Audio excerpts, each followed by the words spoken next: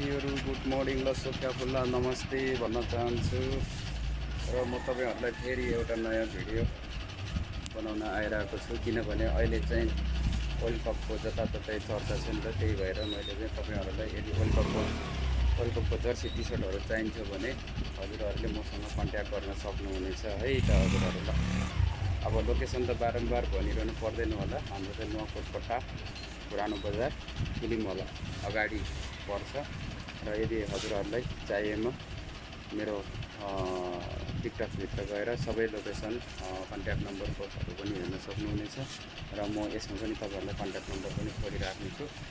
ल अब म चाहिँ तपाईँहरूलाई देखाउँदै जानेछु।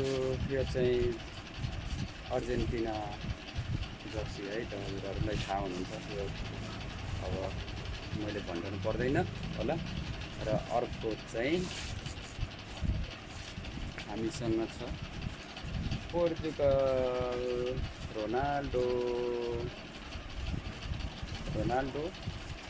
मैले पहिलाको चाहिँ नाम भन्न बिर्सेँ, त्यो पहिला देखाएको टी सर्ट चाहिँ मेस्सी।